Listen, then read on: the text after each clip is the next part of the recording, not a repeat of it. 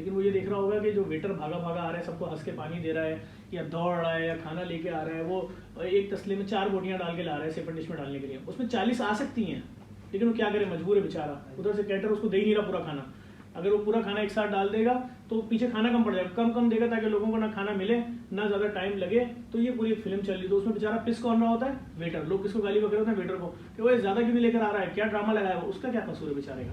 अच्छा, वो आपको आगे हंस के पानी दे रहा है, उसके जूते फटे हुए हैं, उसके पास स्वेटर नहीं है, वो बेचारा बार बार अपनी शर्ट इन कर रहा है, छोटी शर्ट निकल जाती है, ये एक रजाकार को नजर आ रहा होता है, वो बहुत अच्छी तरह नजर आ रहा होता है। सिर्फ ये नजर नहीं आ रहा होता है, शर्ट के पीछे की मुफलिसी, उसके घर की भूख, उसके घर की परेशानियाँ, उसकी माँ, उसकी बीवी, उसके बच्चों की उम्मीदें, उस सब नजर आ रहा होता है रजाकार। तो ये फ़र्क है। तो इसी तरह हम जॉब भी करते हैं, बिजनेस भी करते हैं, हमारे अपने कारोबार भी हैं, मेरे 3 बच्चे हैं, मेरी बीवी है, मेरे माँ बाप हैं, मेरे भाई बहन हैं, सब कुछ है।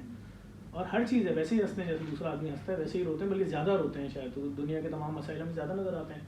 आप सड़क से गुजर रहे होते हैं, गड्ढा है, वहाँ से बाइकें टकरा रही हैं, कोई तेल गिरा हुआ किसी ट्रक का, बाइकें स्लिप हो रही हैं, हज़ारों गाड़ियाँ गुजर जाती हैं, लेकिन कोई एक शख्स अपनी गाड़ी रोक के बगैर किसी उजरत के उतर के आता है। वो बूढ़ा भी हो सकता है, वो जवान भी हो सकता है, बच्चा भी हो सकता है, आके वो मट्टी डालता है और फिर उसके बाद कोई चीज़ वहाँ गाड़ी स्लिप नहीं होती, और वो उजरत नहीं लेता किसी से, फ्री में सारा काम करता है। बिल्कुल ऐसे ही जैसे आप मस्जिद में जाते हैं तो कुछ बुजुर्ग नमाज से पहले आ जाते हैं और वो आकर वहाँ पर जानमाज बिछा देते हैं, लाइटें ऑन कर देते हैं, पंखे ऑन कर देते हैं, या नमाज के बाद जानमाज समेट देंगे, पंखे ऑफ कर देंगे, बिजली का बिल आएगा, बिल, तो बगैर उजरत के।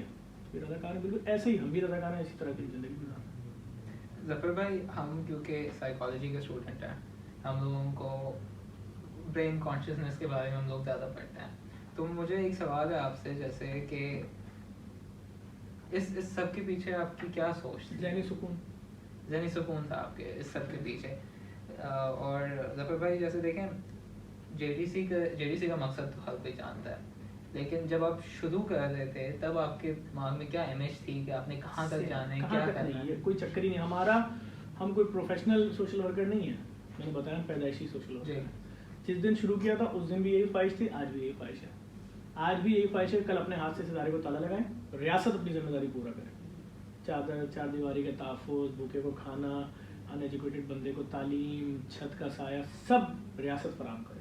हमारा काम थोड़ी NGOs का कि हम जाके लोगों को दस्तरखान चौकों पे लगा के दें, हर गली गली डायलिसिस सेंटर खोलें, पागल खाना खोलें, मुर्दा खाना खोलें, फ्री लैब खोलें, IT सिटी खोलें। ये हमारा काम है, हम टैक्स देते हैं, हम तो देने वाले हैं टैक्स। बिल्कुल ज़फ़र भाई। और ज़फ़र भाई, ये इदारा आपने कब शुरू किया था? 2010 के सैलाब में हम गए थे सिंध में, हमने वहाँ देखा वहाँ आटा मज़हब पूछ के दिया जा रहा था, तो वो बात हमें बुरी लगी। हमने सिस्टम के ख़िलाफ़ ऐलान जंग किया और हमने कहा भूखेगा वो मज़हब भूख है, और कोई शख्स अगर एक्सीडेंट हो गया, सड़क पे तड़प रहा है तो उसका नाम ज़ख्मी है, इससे ज़्यादा क्या जानते हैं। या अगर मैं मर जाऊँ और मैं यहाँ पड़ा हुआ हूँ और आप बोले ज़फ़र पड़ा हुआ है, तो आने वाला शख्स आपको फ़ोन करके गालियाँ देगा, बोलेगा आपने ज़फ़र नहीं पड़ा था, ज़फ़र की लाश पड़ी हुई थी। तो आप जब भी कॉलिंग करेंगे आप बोलेंगे यार ये लाश उठा लो यहाँ से, तो फिर इसका मतलब जो चीज़ जो है उस नाम से पुकारो ना। अभी इसमें तुम मज़हब फिट कर दो, इसमें तुम मसलक फिट कर दो, इसमें तुम ज़बान फिट कर दो, इसमें तुम सूबा फिट कर दो, इसमें तुम लिसानियत डाल दो, ये ड्रामेबाजी ख़त्म होनी चाहिए। इस लाइन पर हम काम करते हैं। ज़फ़र भाई, अक्सर जैसे भी कोई डिज़ास्टर्स होते हैं तो अक्सर ये होता है कि जो माइनॉरिटीज़ होती हैं उन्हें लोग उनका सोचते ही नहीं है, सब अपनी जान बचाने पे होते हैं, तो माइनॉरिटीज़ जैसे नेगलेक्ट होती आई हैं शुरू से पाकिस्तान में, वो फिर भी नेगलेक्ट हो रही होती हैं। देखिए उस पर आपको अगर याद हो 2013 में जोसेफ कॉलोनी जलाई गई थी, ये सामने तस्वीरें लगी हुई हैं, हमने बैनर लगा के उनको सारी चीज़ें दी हैं यार, हमने उनको कपड़े दिए, हमने उनको स्कूलों में एडमिशन दिए, हमने उनको नए घरों के पैसे दिए, हमने हर चीज़ दी उनको, हमने कुछ भी मना नहीं किया। और आप नाम ले, ये पीछे आपको बैनुल मज़ाहिब कॉन्फ्रेंस लगी हुई देखें, जंग अखबार का फुल पेज का ऐड है, ये 2021 का ये रहा और 2022 का वो रहा। ये देखें पहली तस्वीर किसकी लगी हुई है, नीचे आएंगे, फर्स्ट तस्वीर किसकी है, सिख है जी, इसके नीचे देखें सिख है जी, उसके कोने पे चले जाएं सिख है जी, ये देखें, वो इस लाइन का कोना देखें क्रिश्चियन है सलीम माइकल जी, इस लाइन के बीच में पंडित विजयलाल महाराज है, और क्या प्रोटोकॉल है। देखिए हम इस सिस्टम के खिलाफ लड़ तो रहे हैं और प्रैक्टिकल लड़ रहे हैं। अगर हमारे प्रोग्राम में कोई भी अकलियत आती है और कोई अकलियती रहनुमा आता है, हम कहते हैं निशानी के साथ आओ, तुम नहीं लाओ सलीब 1 फीट की, 8 फीट की सलीब लेकर आओ भाई, हम शनाख्त के साथ आओ यार। तुम जो हुआ, तुम अगर हमारे प्रोग्राम में आ रहे हो तो हम तुम्हारा मजहब चेंज करने के लिए बुला रहे हैं, मुझे तुम्हारे मजहब से क्या लेना भाई। इंसान की हैसियत से आइए, जो आपकी शनाख्त है हिंदू है हिंदू बन के आइए, जो आपका मसला है उसकी पूरी शनाख्त के साथ आओ। हम तो ग्राउंड बेस पे काम कर रहे हैं, हमारे खिलाफ तो कैंपेन ही चलाते हैं इंतहा पसंद, कि ये फला को राशन दे रहा है, ये फला को दे रहा है, ये खुद ये है, ये वो है, बंद करो, यूं करो, वो करो, मार दो, काट दो। आप समझे ना, हम अभी जब मैं आपसे बात कर रहा हूँ, लाखों राशन के बोरे 50,000 रेंजर्स को दिए हैं, 50,000 एयरफोर्स को दिए हैं, 25,000 नेवी को दिए हैं, सिंध पुलिस को दी, किसको नहीं दिया? अभी जब मैं आपसे बात कर रहा हूँ, आर्मी को 1,40,000 kg गर्म कपड़े, 15 ट्रक जा रहे हैं, तकरीबन 140 टन। तो बात ये कि हम ये जो कपड़े बटेंगे, कंबल पूछ के बटेंगे कि बेटा अगर आप कलमा सुनाओ, बेटा अब्बू नमाज पढ़ने कहाँ जाते हैं, किस मस्जिद में जाते हैं, किस मसलक से हो, या बेटा तुम मुस्लिम हो या गैर मुस्लिम हो, क्रिश्चियन हो तो कौन से क्रिश्चियन हो, कैथोलिक हो, चर्च ऑफ पाकिस्तान वाले हो, प्रोटेस्टेंट, 28 फिरके हैं, सब पूछो ना उनसे, मुमकिन नहीं है। सिंधी बोलते हो, बलोची बोलते हो, सराइकी बोलते हो, उर्दू बोलते हो, लाइन नहीं हमारी यार, हम तो इसके खिलाफ लड़ रहे हैं। हम तो कह रहे हैं बस यार पूरी दुनिया, हम दुबई चले जाओ, किसी बहुत छोटे से फ्लैट के नीचे एक नाई की दुकान होती है ना, सलून, उसमें चले जाओ तो उसने भी अपनी दुकान के साइज का झंडा लगाया होता अपने मुल्क का। हम किस सिस्टम में जी रहे हैं यार?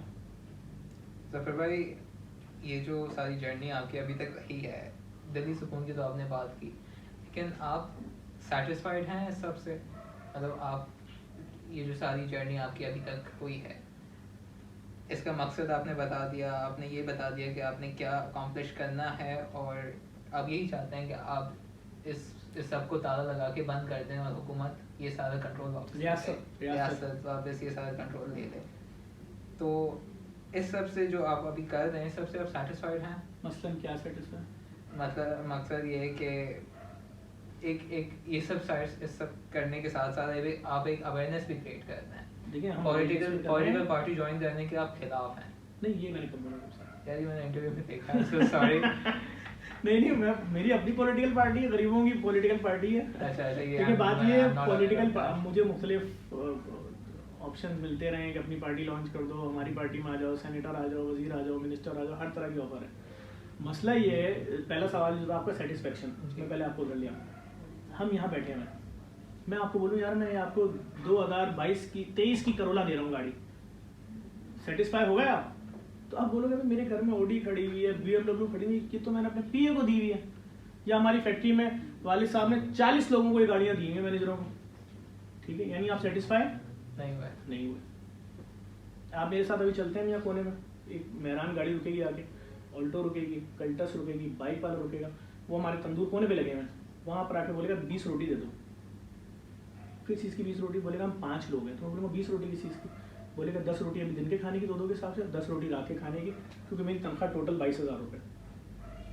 अब बताओ कैसी सेटिस्फेक्शन मिलेगी जब हमारे वजह से उसके घर में उसके 3 बच्चे, उसकी बीवी और वो खाना खा के सोएंगे? बस रोटी देकर क्या करेंगे? आपके आगे से खाना छीना है किसी ने? नहीं। उनके आगे से छीना है अमीरों ने जी। तो अगर मैं आप खाना खा रहे हूँ और मैं यूं करके आपके आगे जो भी खाना रखा है, पिज्जा, बर्गर, जिंगर या दाल रोटी घर में रखा हो, सालन रखा हो, मैं छीन लूंगा, तो छीनूं, आप नहीं दे रहे, कैसा लगेगा आपको? भले आपका पेट भरा हो, बुरा लगेगा? सुकून आएगा आपको? नहीं। तो बोलो ये जिंदगी गुजारना। तो जब मैं उनको खाना दे रहा हूँ तो मुझे कितनी सेटिस्फेक्शन होगी? तो हमारी तो सेटिस्फेक्शन एक सेकंड पे है ना, कि मुर्दा खाने में एक मैयत आई, रखी, चली गई, मजदूर की फ्री, हमारा हर प्रोजेक्ट फ्री है, पूरा हेड ऑफिस में घूम लो, स्टिकर नजर आया, चंदा दे दो कहीं पर भी। ये तो अम्मा भी उठ के गई है, इसका बच्चा एक हादसे में मरा रोड एक्सीडेंट में, मेरे को मदद लेने आई थी, मुझसे कहने लगी मेरे मोहल्ले मेरा बच्चा कमाता था, अगर मेरे मोहल्ले में मैं वो कल को कमाता, हम अपने मोहल्ले में घर ले सकते थे 20 लाख रुपए का पोर्शन लालू खेत में। मैं हैरत में आ गया, 20 लाख का तो बाथरूम नहीं बनता। मैंने उसको 20 लाख का चेक दे दिया, आज फिर आ गए तो बेटा घर तो 30 लाख का आ रहा है, मेरी कमर का मसला। मैंने कहा अम्मा 30 को 25 पे लाओ, 5 लाख का और दे दो चेक, दीजिए 5 लाख। तो बात ये है कि 25 लाख में उसको जन्नत मिल रही है, उसके लिए तो घर, अपना घर, ये स्टिकर पता है आपको? आप किराए घर में रहते हैं, अपने घर में रहते हैं? अपने घर में गवर्नमेंट का अपना ही हो गया ना एक तरीके से। तो जब जॉब जाएगी तो दूसरा ले लेंगे अपना।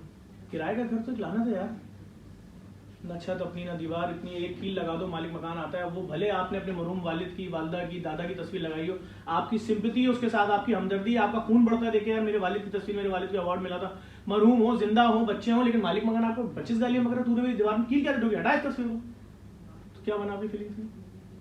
कुछ भी नहीं। कचराओ भी बिल्कुल। कितनी सिंपैथी थी यार, मेरे बाप की तस्वीर लगी हुई है, मेरे भाई की लगी हुई है, या किसी की भी लगी हुई है यार। और जब अपना घर होगा तो आप यहाँ से दीवार तोड़ो, वहां से एहसास है ना यार अपना चीज होने का, मेरी अपनी चीज है यार। तो ये सारी चीजें हैं। सेटिस्फेक्शन तो हर एक की अलग अलग है भाई। लोग एक शादी में जाते हैं 10 करोड़ का आप खर्चा कर लो, वो खुश नहीं होते, आप उनको बेहतरीन से बेहतरीन खाना खिला दो, निकलते एक जुमला बोल के ही जाते हैं, बताओ रनर मुड़ा हुआ है, अभी सीधा कर दे। रनर मुड़ा हुआ है। सफर भाई फ्यूचर प्लान्स तो आपने हमें बता दिए, लेकिन आपको क्या लगता है कि कब तक ये आप अकॉम्प्लिश कर सकेंगे, कब तक आप उधर पहुंच सकेंगे? नहीं, हम वहाँ नहीं पहुंचते हुए नजर आ रहे यार। जो कल तक लोग देने आते थे पैसा, अभी आप मेरे साथ चले, नीचे बैठते हैं हम चल के, लेकिन वो आपके सामने आप बैठे हुए थे 3 पीस सूट में, बिल्कुल। हमें क्या लग रहा था देने आए होंगे यार। ग्रेड 22 का अफसर आके बैठा हुआ है, तो अपने गाँव के लिए मुझसे मांग रहा है। कितना निजाम सीधा करते हो दिन भर, कौन सा काम इस मुल्क में बगैर रिश्वत के होता है? तो कर लो ना, जाओ उसमें 4 लोगों के जिम्मे मारो, 200 खैमों की औकात क्या है, 50 लाख के आएंगे, ले लो। मैं तुमसे सवाल कर रहा हूँ, मोस्ट अर्जेंट नीड बताओ। खाना? अरे नो। मच्छरदानी? नो। क्या? छत? मैंने कहा दे रहा हूँ, जाओ ले लो। 200 कितने जाएंगे खैमे? 200 मैंने कल आ जाएंगे। छोटी बात है। आप मांग के दिखाओ किसी से 50 लाख, 5 लाख के खैमे मांग के दिखा दो, कोई नहीं देगा। हमने बांटे, भाई इदारा इसने हजारों लाखों खैमे, लाखों मच्छरदानियां, लाखों राशन एक एक आवाज पे लोगों को दिया। तो भाई फर्क है ना। अब बात ये कि यहाँ तो सिस्टम बहुत अजीब है। हमारे, आप अभी नीचे चलो, मैं आपको दिखाता हूँ। एक औरत आएगी अपनी बेटियों के साथ, आप बोलोगे शायद कोई डोनर आया है। वो आप जब उनसे पूछोगे जी आंटी बताएं, तो आंटी का मुंह नहीं खुलेगा। जी बताएं, बोले जफर से मिलना, जफर से मिलना, जफर से मिलना, जफर आ गया जी बेटा, आंटी बताएं अब क्या क्या चाहती हैं। तो हम समझ रहे होते हैं देने आएंगे, बोलेंगे बेटा ये हमने 2 लाख रुपए इस मत में देने हैं, 2 लाख रुपए इस मत में देने हैं। फिर एक आवाज़ आएगी नाक छिनकने की किसी की, तो देखा जी बड़ी बेटी मार हो रही है, आंसू उसका गिरा, माँ ने देखा बेटी को मार होना शुरू हो गई। तो हम तो ये डील कर रहे हैं सुबह से रात तक। ये 1.5 साल में हुआ है, 2 साल में। बोले आंटी, बोले बोले बोले, फिर वो शुरू होती हैं कि इनके वालिद साहब बेरोजगार हैं, घर किराए का है, जौहर में रहते हैं, 40,000 रुपये रेंट है फ्लैट का, 10,000 रुपये यूनियन के हैं, 15,000 रुपये बिजली का बिल आ रहा है, 55-60,000 रुपये मंथली एक्सपेंस, इसमें राशन 1 रुपये का शामिल नहीं। 3 दिन से हमने एक लुकमा रोटी नहीं खाई। कितने पैसे देने होंगे उसको कि उनकी जिंदगी में सुकून आ जाए? 90,000 रुपये, 60,000 का ये पैकेज हो गया, मकान, रेंट, यूनियन के पैसे और बिजली का बिल, 20,000 रुपये का राशन, जो ऑफिस दफ्तर आने जाने कन्वेंस है। तो देने वाले थे, आज 90,000 महीना ले रहे हैं। ये हाल हुआ है। लोग तो तबाह हो गए हमारे। तो ये बेहतरी की तरफ नहीं जा रहा, तबाही की तरफ जा रहा है। लोग बाहर आ जाएंगे जल्दी, पूरा सिस्टम बर्बाद होगा। ये जितने हुक्मरान, इनकी जितनी अयाशी हैं, सारे